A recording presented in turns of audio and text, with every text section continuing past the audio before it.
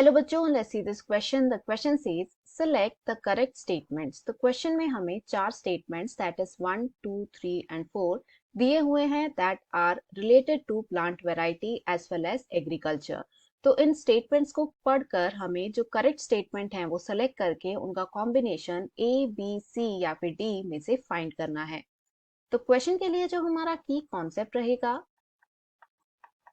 It is going to be plant variety.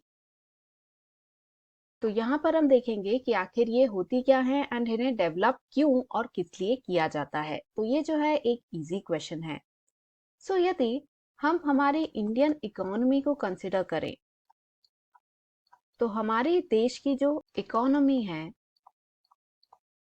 It is agriculture based, यानी जो major collection है वो agriculture से आता है. वाई? बिकॉज जो एग्रीकल्चर है ये एक ऐसा ऑक्यूपेशन है that has an employment for 62% of total population of India. And साथ ही जो इंडियन जीडीपी का कैलकुलेशन हम कंसिडर करें तो 33% of the GDP is from the agricultural area. तो इस वजह से जो एग्रीकल्चर है it place a very important role for the Indian economy. तो इसी वजह से कई सारे इंस्टीट्यूट्स हैं such as IARI, that is Indian Agriculture Research institutes.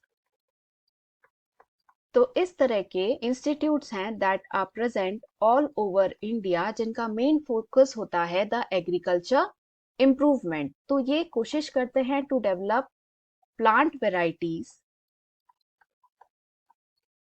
That are resistant to insects as well as different diseases. And साथ ही इनका जो न्यूट्रिशनल वैल्यू है, यानी कितना न्यूट्रिशन कंटेंट प्रेजेंट है in the food that we get from the plant, वो भी हाई हो. तो ऐसे प्लांट्स को जनरेट करने की जो जिम्मेदारी है it is on institutes like IARI. तो इनके द्वारा डेवलप की हुई कुछ वेराइटीज यदि हम देखें तो एक मस्टर्ड की वेराइटी डेवलप करी गई है जिसके अंदर यदि हम ट्रेडिशनल प्लांट से कंपेयर करें तो वी विल फाइंड कि it is rich in vitamin A, vitamin C as well as folate. तो ये सभी जो न्यूट्रिशनल सब्सटेंसेस हैं इनका क्वांटिटी इस मस्टर्ड वैरायटी में कंपैरेटिवली ज्यादा होता है देन द वाइल्ड वैरायटी. इसके अलावा ओकरा दैट इज भिंडी, इसकी भी एक वैरायटी बनाई गई है called as Pusa Sawani, that has been found to be resistant to shoot as well as fruit borer.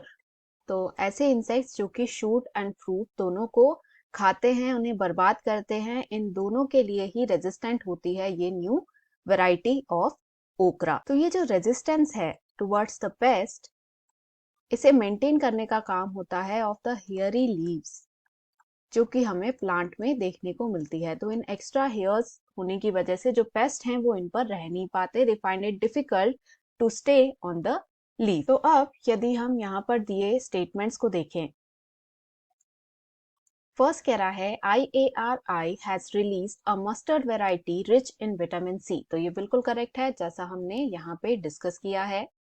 Next says Pusa Sawani a variety of okra is resistant to aphids.